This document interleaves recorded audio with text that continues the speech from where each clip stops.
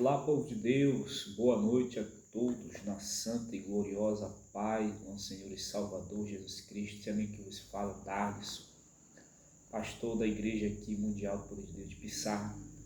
Estamos aqui para mais uma oração pelo livro da oração incessante.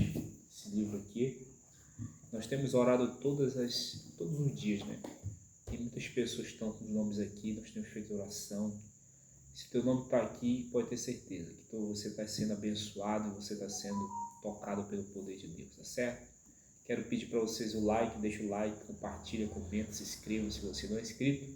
E vamos para o vídeo, vamos para a oração, né? Antes disso, se você tem um copo com água e quiser que consagra, põe em perto, coloque bem próximo do teu celular. Nós vamos orar para que o Senhor consagre, abençoe essas águas, unja com o seu poder.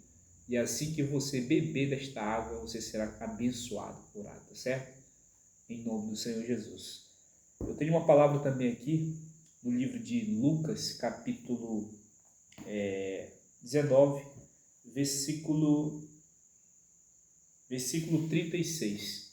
Nós vamos ler aqui a respeito da entrada triunfal do Senhor Jesus, né? Um pequeno trechozinho para a gente compreender o que Deus tem para hoje em nossas vidas, certo?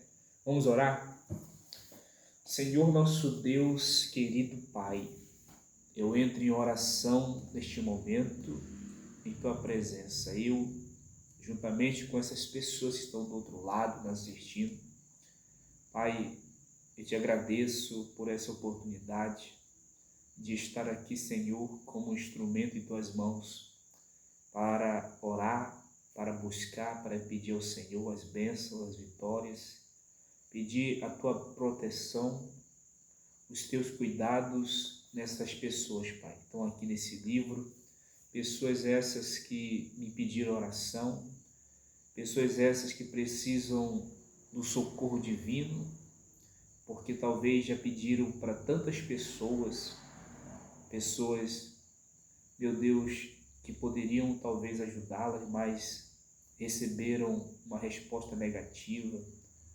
Meu Deus, onde ela, nesse momento, talvez está precisando, meu Pai, ela procurou a gente, a igreja, homens, mulheres de Deus, para que pudessem ajudar em oração, porque sabemos que o Senhor socorre, o Senhor age nas nossas vidas.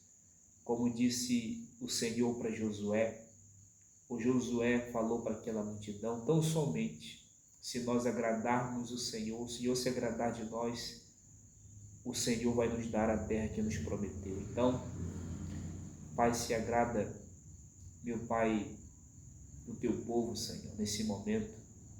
Abençoe essas pessoas, abençoe essa que me ouve, que me assiste do outro lado.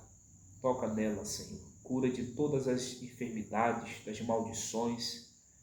E abençoe essa pessoa, levanta essa que está fraca, como aquela irmã que hoje estava falando no grupo, onde ela passou mal, Senhor, à noite, antes de ontem, e ela passou mal e ela pensou que também que ela ia partir dessa para melhor, mas graças ao Senhor, o Senhor deu mais uma oportunidade, tem abençoado, tem livrado do espírito da morte.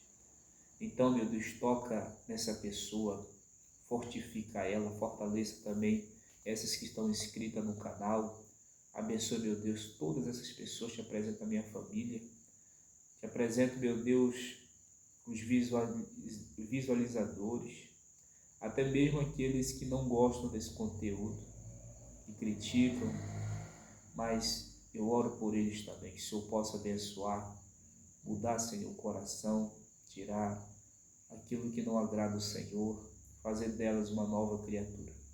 Abençoe, Senhor, te peço, essas águas, se consagra, santifica, que essas pessoas que beberem dessas águas recebam vitória. Oro pelo nosso apóstolo Valdemira, bispo Francileia, pastora Fabiana, ou bispo Roberto Santana, pastora Fabiana, pastor Moisés, missionária Graciete, todo o corpo da Igreja Mundial, os bispos, pastores, pastoras, missionárias, obreiros e obreiras, todo o povo do Senhor, Pai, nesse momento seja abençoado, seja alcançado, pelo teu poder. Abençoe, meu Deus, autoridades municipais, estaduais, federais do nosso território. Pessoas que foram eleitas, Pai, pelo povo. Meu Deus, cuida do nosso território, aos 4 cantos, aos derredores. Tem misericórdia de nós. Os nossos irmãos, nossos familiares, todos, Pai, sejam abençoados. Aqueles que estão também no exterior, também são do nosso território, que sejam abençoados. Abençoe a todos, meu Pai. Aonde tem alguém que é teu adorador, que o Senhor possa abençoar. Te agradeço em nome do Pai, do Filho e do Espírito Santo. Amém. Glória a Deus. Beba dessa água e seja abençoado pelo poder de Deus, tá certo? Muito bem, eu quero ler aqui rapidamente para não se prolongar muito essa oração, pessoal. Aqui no livro de Lucas, capítulo, como já falei, 19, versículo 36, diz assim: Indo ele, estendiam o caminho as suas vestes, e quando se aproximava da descida do Monte das Oliveiras, toda a multidão dos discípulos passou jubilosa a louvar a Deus em alta voz, com todos os milagres que tinha visto, dizendo: Bendito é o Rei que vem em o nome do Senhor, paz no céu e glória nas maiores alturas. Ora, alguns dos fariseus lhe disseram em meio à multidão: Mestre, repreendes os teus discípulos. Mas ele lhe respondeu: Asseguro-vos que se eles se calarem, as próprias pedras clamarão. Glória a Deus. Olha só que palavra firme, né? Forte, que o nosso Senhor falou nesse momento aqui, principalmente nesse último versículo, né, que nós acabamos de ler, que é o versículo 40, onde ele afirma que se os discípulos e aquela multidão parassem de adorar o Senhor Jesus Cristo, que é o nosso Salvador, as próprias pedras, elas clamariam, adorariam o Senhor Jesus, porque o Senhor foi enviado de Deus, e Ele é o Rei, e é o Filho de Deus, e Ele veio nessa missão de nos trazer a salvação, a libertação, a liberdade, né? Liberdade de quê, pastor? Que eu não estou preso, não tenho algema, não tenho grilhão, eu não estou algemado, não estou amarrado, preso de quê, pastor? Eu não sou escravo de Faraó, eu não sou escravo de ninguém, eu tenho o poder de ir e de vir, né? Eu não estou numa cela, não estou numa prisão. Por que estou preso em quê, pastor? De que o Senhor veio me libertar? Ele veio nos libertar dos nossos pecados, dos meus pecados, dos seus pecados. Ele pagou o preço do nosso perdão, né? Ou seja, nós estávamos presos aos nossos pecados, acorrentados, escravizados. Nós estávamos condenados aí para o inferno. Nós não tínhamos salvação, não tínhamos passagem para o paraíso, né?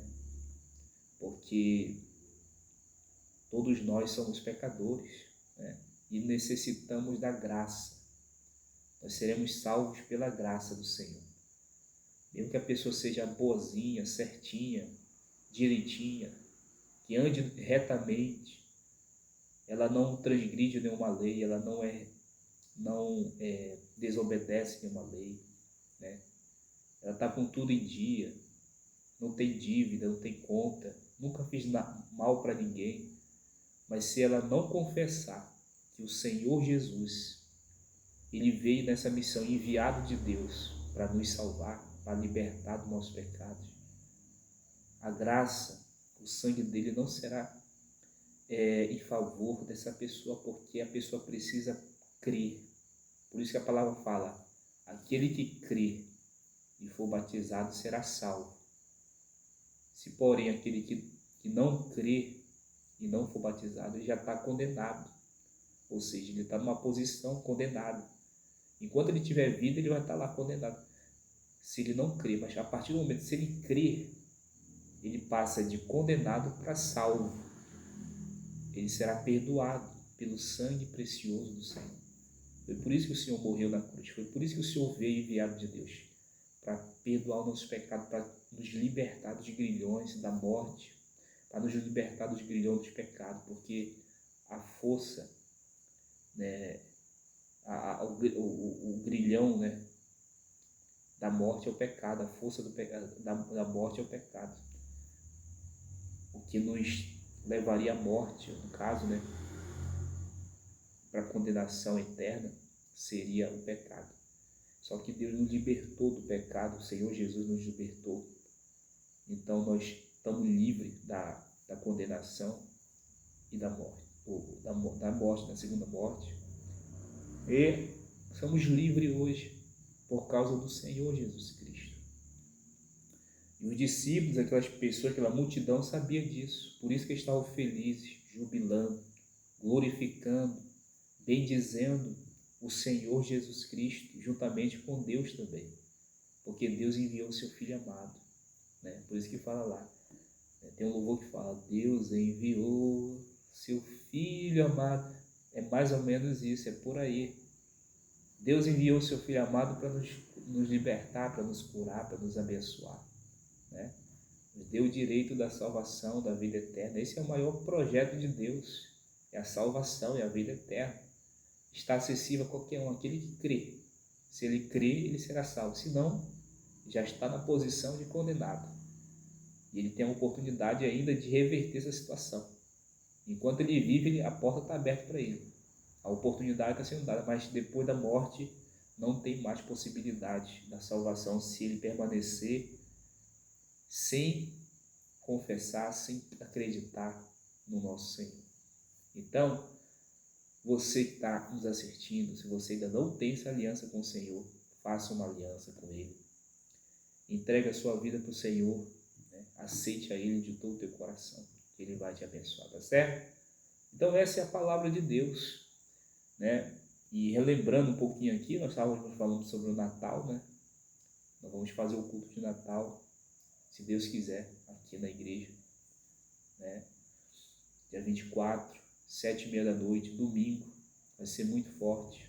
E você é o nosso convidado, você aqui de perto, aqui da cidade de Pissarra, da zona rural. Você pode estar aqui com a gente, participando. Começa às 7h30 da noite, né? E não vai demorar muito o culto. Depois de terminar, você pode ir para a sua casa, né? Se tiver alguma cerimônia, uma mesa, uma ceia, você pode estar ceando lá, né? Com a sua família, agradecendo a Deus, orando, porque o Natal, daquele que crê, é assim, né? É orando, é buscando, agradecendo, é louvando, né? É participando de uma mesa, uma ceia, sempre dando graças a Deus, né? Então é isso. Nós vamos agradecer ao Senhor, nós já fizemos a oração, mas é mais ou menos isso que eu queria passar para vocês. Então, vem a questão, a definição, né? O resumo de tudo. Ele falou, se aqueles homens parassem de clamar, de adorar, de exaltar a Ele, as próprias pedras clamariam. Ou seja, tem muitos que nessa data ainda não entendem o valor que é, a importância que é essa data. Mas para Deus é muito importante essa data. Dia 24, eu acredito que seja até mais importante que a virada de ano, né? Se for comparar as duas datas, a virada de ano seria menos importante do que o Natal, né? Porque o Natal é o nascimento do Salvador, não tem nem comparação, né? Então é muito importante. Então, se na virada de ano já é importante você estar na igreja, que é para buscar um ano abençoado, um ano novo, proteção, bênção, né? Então imagine o Natal, né? Natal que é importante mesmo. Então, para Deus isso é importante, porque uma vez eu li uma palavra que fala sobre a libertação do povo das garras de Faraó, né? Da escravidão de Faraó. Deus ele falou para o povo guardar alguns elementos indo lá no deserto, para falar para as próximas gerações, né, que já estariam talvez na terra prometida, na terra que manda leite e mel. Aquelas pessoas iam falar para os seus filhos, e os filhos falarem para os filhos deles, e os filhos dele falaram para outros filhos do que tinha acontecido no deserto, o quanto que Deus favoreceu, fez o projeto dele no deserto, né? E como foi grandioso o poder de Deus para libertar o povo das garras da escravidão de Faraó. E tanto é que foi estabelecido a Páscoa. A Páscoa é isso, né? A Páscoa, o povo tinha que lembrar da mão de Deus agindo em favor do povo que foi liberto da escravidão de Faraó, né? E retornou a Jerusalém, a Israel, a terra de Canaã, né? Que foi a terra prometida de Deus. Então todo ano tinha que fazer a Páscoa. E não é diferente também com o Senhor Jesus. Deus enviou o seu Filho para nos libertar, assim como Deus enviou Moisés para libertar, né? E assim como foi marcada essa data, né, da libertação do povo das garras da escravidão de Faraó, assim também é marcada essa data aonde nasce ali o Senhor Jesus, a salvação de todo aquele que crê. De todo aquele que crê no Senhor Jesus, nasce nessa data a nossa salvação, que vem por intermédio do nosso Senhor e Salvador Jesus Cristo. Então, todo ano, né, a gente comemora o Natal, que ficou assim, né, na história.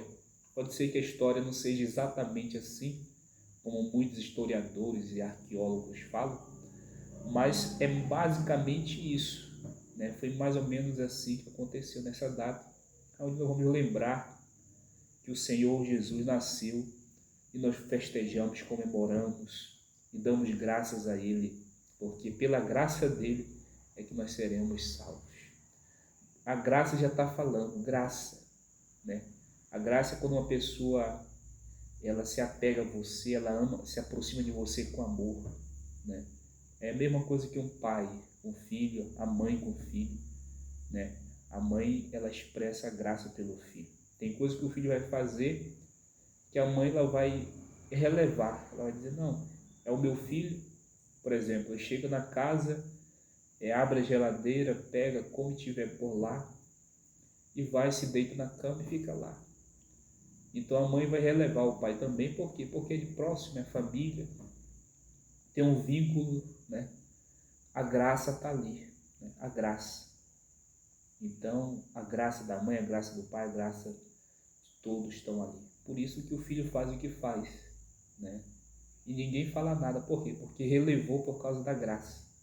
A mesma coisa somos nós. Agora imagine se fosse um estrangeiro, né? Um estranho chegasse na sua casa, pegasse, abrisse, comesse lá o queijo, bebesse o leite, fritasse um ovo, né? E aí? Não ia ficar bem, né? Por quê? Porque a graça do pai, da mãe daquela família ainda não está com aquela pessoa que é estrangeira, que não conhece, que a família não conhece, né? Então vai pegar mal, né? Mas quando a graça está sobre alguém da família, alguém que está próximo, que tem um vínculo, um amor, então é relevada, a situação é relevada. Assim também somos nós já somos a família de Deus, porque nós cremos no seu Filho, porque pela fé foi estabelecido que nós seremos, né, nós seremos salvos pela graça, né, pela fé no Senhor Jesus Cristo. Então, quando você passa a ser da família, né, então a graça do Senhor nos cobre, onde o próprio apóstolo Paulo fala, né, aonde abundou o pecado, superabundou a graça, por intermédio do Senhor Jesus. Quando o Senhor Jesus ele morre por nós, a graça dele é tão grande, o amor dele, né? A remissão é tão grande, nós somos redimidos, né? Pelo Senhor, nós nos aproximamos de Deus de uma forma tão perto, tão próxima de Deus, tão acessível a Deus, que a graça nos cobre, né? De uma maneira que nós temos livre acesso mesmo heranças, promessas, bênçãos que o nosso Deus tem para cada um de nós, né? Então, meus irmãos, essa é a palavra de Deus. Não sei se você compreendeu, mas eu sei que alguns já compreendem, outros não vão compreender mesmo. Eu sei que não vou entender, mas eu quis passar para vocês aquilo que o Espírito Santo tem me dado. Então, que Deus abençoe você e sua família. Até uma próxima oportunidade, se Deus assim nos permitir.